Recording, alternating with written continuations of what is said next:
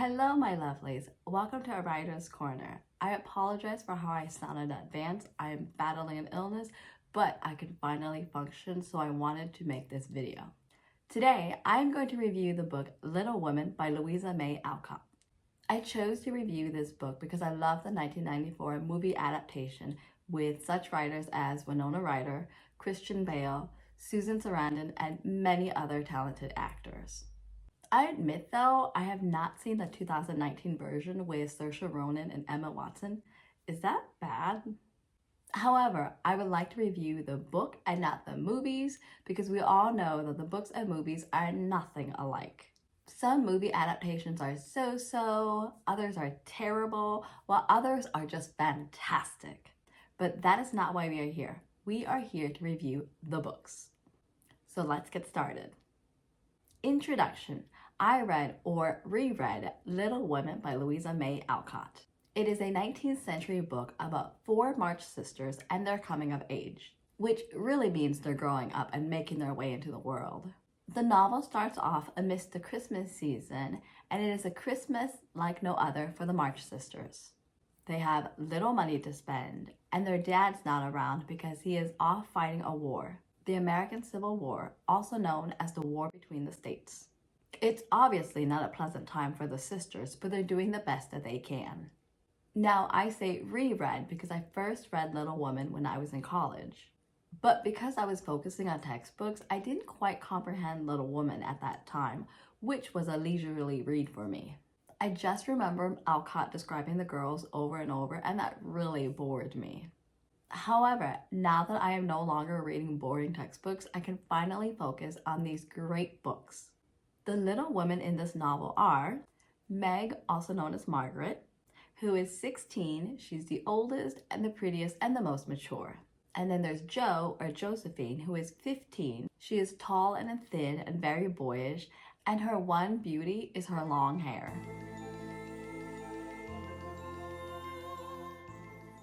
There's Beth, also known as Elizabeth, who is 13. She's very shy and timid, but likable by the whole family and actually the family pet.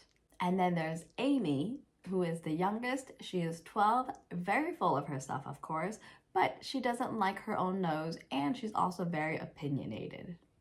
The theme or message in this book is, now there are many themes and lessons in Little Women that have to do with each of the girls' coming of age, as mentioned previously. The biggest one being putting duty before one's own wants. The girls themselves have to learn to be selfless, make sacrifices, count their blessings, put up with work and family, and handle romance for the first time. And as they do this, they are battling their own independence and trying to figure out who they are as an individual and no longer as a March sister. Do I recommend this book? Yes, and here are my reasons why. 1. The characters are very relatable. As a matter of fact, I see a bit of myself in each of the 4 March sisters. Like Meg, I admit I had to grow up really fast and be responsible because I was expected to. Like Jo, I don't feel girly. My mother actually dressed me in pants and hand-me-downs for the majority of my life, and I think that really impacted me. It also took me 25 plus years to learn that I fall under the asexual spectrum. I'm a demisexual, by the way. I've never liked boys the way that they like me. Like Beth, I'm also very shy and timid. I am very introverted, and I love my me time. And like Amy, I can be opinionated and very self-assured.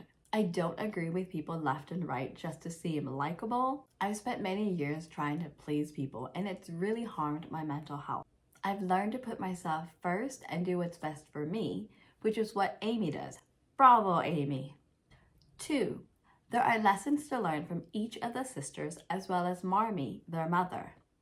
Each of the women in this novel are flawed in their own way, which is a great thing for us readers. Meg is self-conscious and worries about her looks. Jo would rather be a boy and fight in battle, and she's also very temperamental.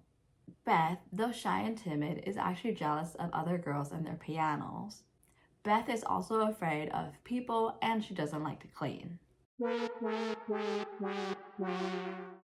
Amy is self-centered. and Marmee herself is a worrier. What to learn from each of these women? From Meg, worry less about what others think about you. From Jo, be in the present and learn to like yourself. From Beth, don't worry about the little things such as dishes and dusting. From Amy, think about others as well, not just yourself 24/7. And from Marmee, don't worry about the things that you cannot control. Instead, count your blessings. 3. The March sisters' relationship with one another is one to be envious about. Now, I come from a family of 6 kids. I am one of 5 girls and I have only one brother. Although my siblings and I grew up close in age, as we grew older, we also became very different and we naturally drifted apart because of our differences. Therefore, I'm jealous of the sisters' continuous bonds with each other as they continue to grow, and you should too. 4. It's the Christmas season. If you celebrate Christmas or are born on Christmas Day, such as myself, I say enjoy the book. It makes for a great read as well as a great present. The classics are a classic for a reason, to remind us of times past and to cherish what we have today. 5. Pickled limes. I'm adding this last one out of curiosity. I have never heard nor had any pickled limes. However, I love pickled and fermented foods, such as the only thing Americans call pickles, gherkins, Hmong mustard greens, also known as jokao, and Korean pickled radishes, and so much more. Because I was curious about the pickled limes that Amy and her classmates would have enjoyed back in the days, I found an old recipe to try. So let's go try it.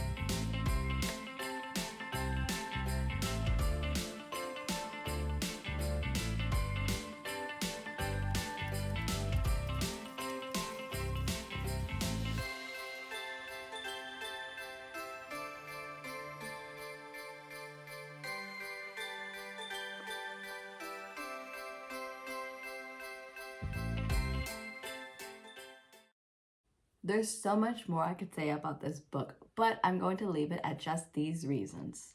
The Lisa Book Club gives Little Women 5 out of 5 stars.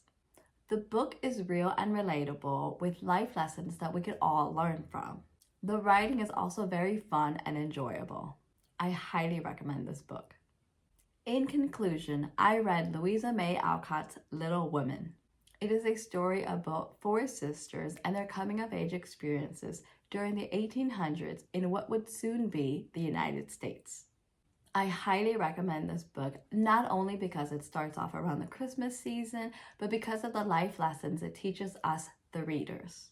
The lessons have not died with time, and instead they transcend to today. So grab a copy and enjoy this book. And there you have it, my review of Little Women by Louisa May Alcott. If you'd like to see more book reviews, check out the ones here. Also comment down below what other books you'd like to see me review. And I'll see you in the next video. Take care and have fun reading and writing.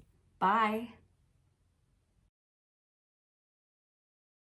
It is universally acknowledged that any bored woman is going to pick up the book Pride and Prejudice, if not a movie rendition, and dream of Mr. Darcy. You can fill the library with as many books as you like, and you have a library? I pretty much met and married a Mr. Darcy, but we'll talk more about that later. My name is Lisa Shimkus, and I am a mom of two who went from teaching to lifing. I enjoy writing, reading, crafting, and learning. My channel is here to help you learn and grow through the use of books and writing, and to help you make your writing dreams come true. Hello my lovelies, welcome to A Writer's Corner. Today we are going to do a book review. Today's book is Pride and Prejudice by Jane Austen. And why? Because it is universally acknowledged that any bored woman is going to pick up the book Pride and Prejudice, if not a movie rendition, and dream of Mr. Darcy. Now, I personally love the 1995 BBC adaptation of said book. However, I didn't pick it up until recently. Even then, I got to like chapter 11 or so. I think that's the part where Lizzie is staying at Netherfield Park because her sister Jane is there, being nursed back to health, and everyone's just kind of doing their own thing, either playing cards, gambling, reading, writing. It was a very boring chapter. But I picked it back up because every movie adaptation or Regency documentary that I watch references Pride and Prejudice. It's a very popular book about the time and social etiquette that the author was born into. And it's only fair that I read it in order to understand the movie adaptations and the documentaries that I enjoy watching better. I'm going to review this book as best as I can without thinking about Colin Firth's Mr. Darcy. Introduction. I read the book Pride and Prejudice by Jane Austen. It's a romance novel written in the 1800s about a prejudiced middle-class girl and a prideful upper-class man. Hence the title, Pride and Prejudice, or Darcy and Lizzie. The theme or message in this book is, and I'm actually going to have to read this, "Pride," observed Mary, who piqued herself upon the solidity of her reflections, "is a very common failing, I believe. By all that I have ever read, I am convinced that it is very common indeed, that human nature is particularly prone to it, and that there are very few of us who do not cherish a feeling of self-complacency on the score of some quality or other, real or imaginary. Vanity and pride are different things, though the words are often used synonymously. A person may be proud without being vain. Pride relates more to our opinion of ourselves, vanity to what we would have others think of us." And in modern English, I'm going to have to read this as well. "Pride is not a good trait, yet we are all prideful in our own way. However, no matter how prideful we are, many of us are not happy with who we are. We use the words pride and vanity to describe ourselves, but they mean two different things. You can be proud without being vain. Pride is how we view ourselves, and vanity is how we want others to view us." Mary pretty much goes on this big spiel about pride and its definition. What she's trying to convey is that we let pride blind us, and therefore we cannot see the truth or reality before us. Mr. Darcy is extremely prideful at the beginning of the novel, which makes it really hard for him to have a relationship with others. And Lizzie herself is prejudiced. This means that she makes opinions about other people first without getting to know them. And this particular person is Mr. Darcy. He wounds her pride at the ball where they first meet. He pretty much tells her she's not pretty. Darcy was arrogant and haughty when they first meet. And Lizzie just decides, nope, not him. And I admit I felt the same way about my own husband. He put on this arrogant air, and I just decided I never want to see him again.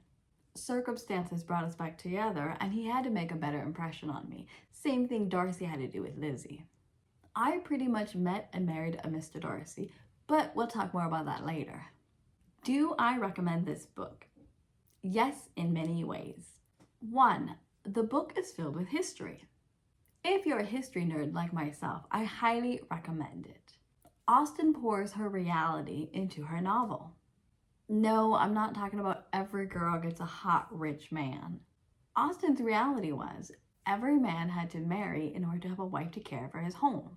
A woman must marry in order to have financial stability. Marriage gave the both of them status, and together they're expected to procreate. Love and romance wasn't something you searched for during Austen's time, Everybody had a role to play.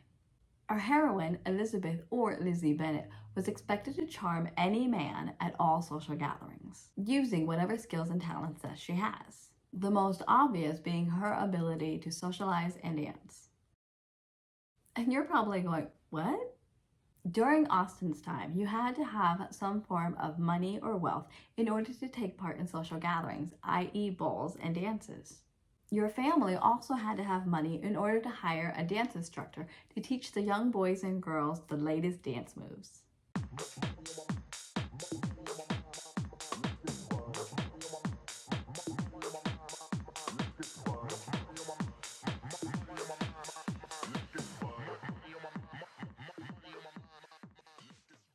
And two very obvious things are apparent here. Money, which stands for wealth and status, and determination. And why? Because no man or mother-in-law wants a lazy woman to run the household. 2. I credit Jane Austen for creating the romance novels we esteem to write today. Let me explain. During Austen's time, the social norms were very strict. You had to stay within your own boundaries. That means the rich stayed with the rich, the poor remained with the poor. Austen, however, played with this social expectation by allowing the heroine to connect with one particular wealthy man, Mr. Darcy. And this is what makes her work not only fictional, but romantic. Thanks to Jane Austen, romance novels today play with this idea of the rich and poor blurring boundary lines, all due to love, and not family or finances, which is actually the reality of Jane Austen's time. If we look at the actuality of Jane Austen's time, here's how Lizzie's life should have turned out. My dear Miss Elizabeth, you must know why I have asked to speak with you alone. When I first stepped into this house, I saw your sister Jane and went, so beautiful, Lady Catherine de Bourgh would not object. However, I was informed your sister has a suitor, so I decided on you. Mr. Collins, said Lady Catherine de Bourgh, you must marry instantly and well, and bring her to me so that I may look upon her with my eyes and judge if she is worthy of Hunsford parsonage. I can assure you, dear cousin, that she will find no flaw in you aside from your stubbornness. Mr. Collins, you are too hasty. You forget I have not yet made my answer. My small yet quaint home is warm and well staffed. And should we marry, you never have to worry about what little of a dowry that you have. And you can fill the library with as many books as you like. And you have a library? Indeed I do. However, I'm rather embarrassed to say that I have not the time to see that its shelves be filled and its space be used to its full potential. Yes, Mr. Collins, I will marry you.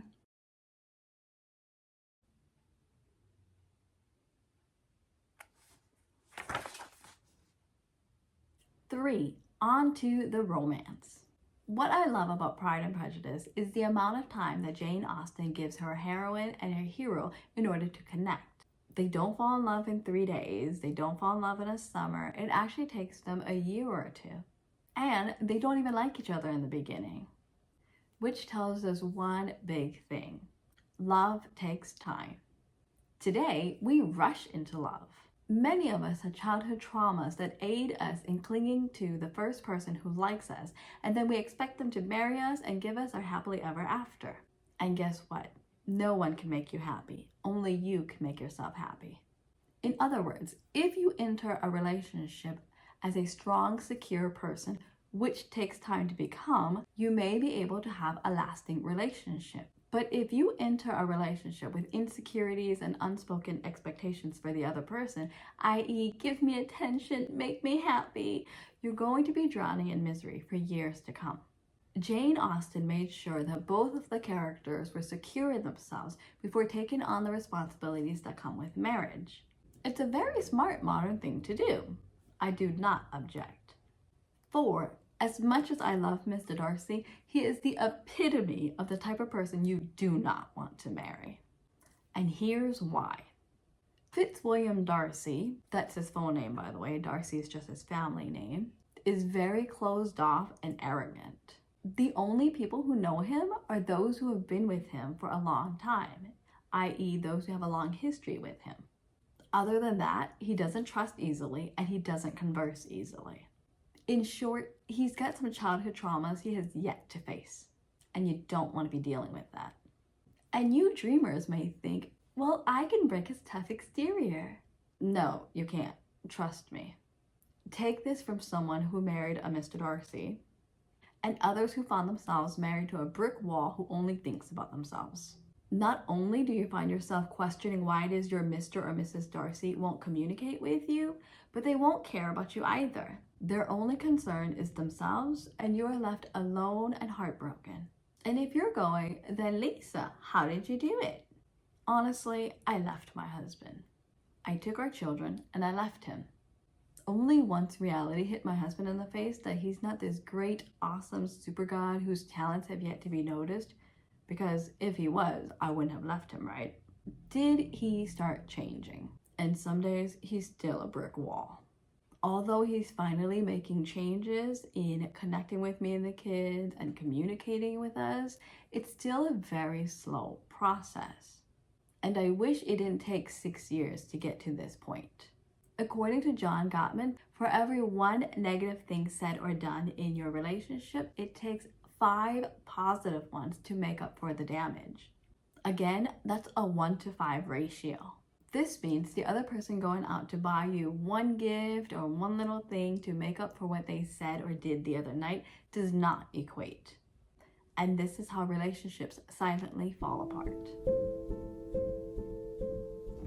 It's very heartbreaking to be with somebody who puts on this tough exterior and says hurtful things to you, all to protect their pride and ego. You find yourself crying alone, rejected by your own partner. You cry yourself to sleep while they're in another part of the house, stroking that pride and ego, if not their manhood. They would rather protect their image and facade rather than your relationship. And reality kicker, there is no relationship, just the other person. You've been in a one-sided relationship from the beginning and you didn't even realize you signed up for it. I personally don't recommend this pain on anybody. As much as we all dream of Mr. Darcy and we want to marry a Mr. Darcy, he is not the type of person you want to be married to unless you want to feel alone in your marriage until the day one of you divorces or dies. My point being, learn from Austen. Strive for a Mr. Bingley, someone who says, is she not the most beautiful creature you've ever laid eyes upon? In comparison to a Mr. Darcy who says, ugh, she's not as beautiful as me. I'm sorry it got really dark in this review, but I want to be as honest as possible. Mr. Darcy is not Mr. I care about you, I didn't mean to hurt you, let's work on this relationship together. He is Mr. You annoy me, why are you crying, get out of my way, I'm going to go visit my friends and family. And some of you may even be in this type of relationship and you don't even realize you're with a Mr. or Mrs. Darcy. And I feel your pain and frustration, and I'm so sorry you have to be in this position. Some of you may be going, Lisa, why are you ruining Mr. Darcy for me? And I'm sorry, but I'm here to help you learn and grow. That's the point of my channel. We are using Pride and Prejudice to learn and grow from. It's a resource. In conclusion, I read Jane Austen's Pride and Prejudice. It is a novel well ahead of its time in how to measure love and marriage and romance. I also credit Jane Austen for creating the plot for romance novels that we esteem to write today. I give this novel a 4 out of 5 stars. 4 for teaching us history, life lessons, and for being a grandmother to romance novels that we write today, and -1 for dragging in some areas. And there you have it, my review for Pride and Prejudice. Let me know which other books you'd like to see me review, comment below, and if you like this book review, watch this next one here. And I'll see you next time. Bye. Can you read my shirt? Can I make it any more obvious? I'm actually a small person, but my husband bought it in large. I don't know why. My name is Lisa Shimkus, and I am a mom of 2 who went from teaching to lifing. I enjoy writing, reading, crafting, and learning. My channel is here to help you learn and grow through the use of books and writing, and to help you make your writing dreams come true. Hello, my lovelies. Welcome back to A Writer's Corner, and welcome back to yet another book review with this well-loved book, Harry Potter and the Sorcerer's Stone by J.K. Rowling. I chose to review this book as the first book of 2024 because in previous videos, I've referred to this book many times, and you're probably going, Lisa, why the HP obsession? Today, you'll find out. BTW, if you're a pothead like myself, welcome! If you're not a fan of Harry Potter, let's find out why this book, first published in 1998 in the United States, became a worldwide sensation, loved by many and hated by others. It's either these folks are claiming that Rowling is encouraging witchcraft, or they're jealous of the fact that they can't create such a writing and they're not gaining recognition for doing nothing. On to the book review. Introduction. I read or reread Harry Potter and the Sorcerer's Stone by J.K. Rowling. Now, how many times have I read this? It's about an 11-year-old boy named Harry Potter who lives under the unkind conditions of his aunt, uncle, and cousin as their scapegoat. Harry learns that his deceased parents were a witch and wizard, and Harry is to attend the same wizarding school that they attended. While there, Harry finally finds a place where he belongs. The theme or message in this book is... Now, there are many themes and lessons in this book, but the biggest one is stated by Professor Dumbledore. It does not do to dwell on dreams and forget to live. What does that mean? Get out of your head, stop sitting around and waiting for your hopes and dreams to happen. Instead, get up and make them happen. Hey, that's the purpose of my channel. Do I recommend this book? Yes, for a gazillion reasons, but I'm going to limit myself. 1. J.K. Rowling's magical world feels real and relatable. Firstly, I believe Rowling based all the characters on herself, making them very real. Secondly, the spells are all actual words, not a made-up language. Thirdly, Hogwarts is a boarding school. Now, boarding schools don't exist where I live in the US, but they sure do exist in the UK where the author lives. Again, reality. Fourthly, I relate to Harry all too well. I mean, not only do we wear glasses to fix our vision, but we grew up with family who don't really treat us as family. Therefore, family for Harry and myself is not defined by a group of blood-related people. No, it's a group of like-minded individuals who actually care for one another and genuinely want to know more about each other and connect on a very deep level. Family is made up of friends for us. Again, relatable. 2. Friends are the family you choose. One of the biggest life lessons in Harry Potter and the Sorcerer's Stone is that friends are the family that you get to choose. I say this because no family is perfect, and not everyone is blessed with a loving, caring support system. I myself come from a dysfunctional home where my mother was, whatever you want to call it, the most important being in the family, while the rest of us had to do her bidding or get yelled at and physically abused. And my father just turned the other way and seconded my mother's behavior. My siblings and I are pawns that my mother turns against each other just so she can look like the innocent person. Very dysfunctional. This type of dynamic for me has never been safe nor healthy. Therefore, I turned to my friends. My friends became my safe place and my family, and I'm pretty certain that many of you have had to do the same. 3. It's great for vocabulary building. Sorcerer is recommended for grades 4 through 6. It has a Lexile of 880 and a guided reading level of V. What does this mean? The book is loaded with vocabulary. It's not an easy read, which makes it the perfect candidate to teach yourself or your children new words. I admit, when I was still teaching, I read this book to my 4th graders, and it was very difficult to read. The words, sentence structures, you name it, was not easy for me to read out loud. But my students loved it. And they went on to reading the rest of the series, building their vocab, and raising their reading levels throughout the year. Therefore, I highly recommend this book and the entire series if you want to help develop your own vocab or the vocabulary of your children. 4. It's great for all ages. Although Harry Potter and the Sorcerer's Stone is about a boy and his peers around the age of 11 plus, it's not just a children's book. The writing, fantasy world, and life lessons makes this book suitable for any reader of all ages. Hence, there's a range of children and adults who love this magical world. 5. The Hero's Journey. If you're writing your novel this year, you need to learn about the hero's journey.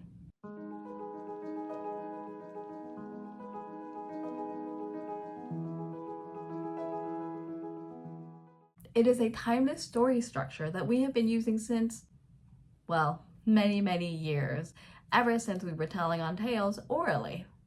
The hero's journey is a structure used to teach not only character development, but morals and lessons. It's used in such writings as The Lord of the Rings, The Fellowship of the Ring, Alice's Adventures in Wonderland, The Lion, the Witch, and the Wardrobe, The Lightning Thief, and so many more.